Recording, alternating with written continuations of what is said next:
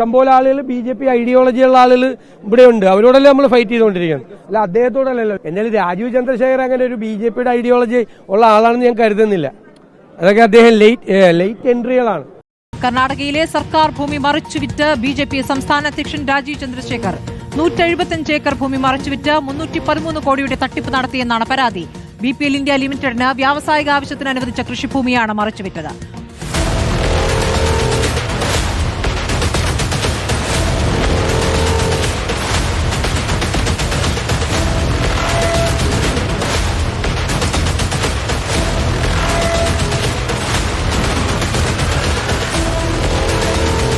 ദുരന്തബാധിതർക്ക് KPCC പ്രഖ്യാപിച്ച രാഹുൽ ഗാന്ധിയുടെ 100 വീട് പദ്ധതിക്കുള്ള സ്ഥലം ഏറ്റെടുപ്പ് എങ്ങും എത്തിയില്ല. ദുരന്തത്തിന്റെ 1ാം വാർഷികത്തിന് മുൻപായി തറക്കല്ലിടൽ പോലും നടത്താൻ കഴിയില്ലെന്നാണ് ഇപ്പോൾ പാർട്ടിയിൽ ഉയരുന്ന വികാരം.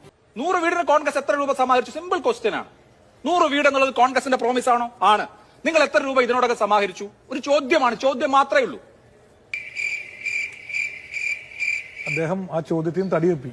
ദുരിതബാധിതർക്ക് 30 വീടുകൾ നിർമ്മിച്ചു നൽകുമെന്നായിരുന്നു യൂത്ത് കോൺഗ്രസിന്റെ പ്രഖ്യാപനം.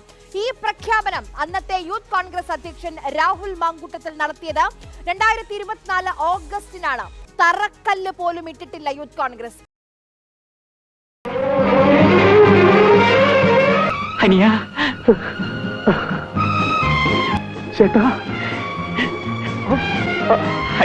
ചേട്ടാ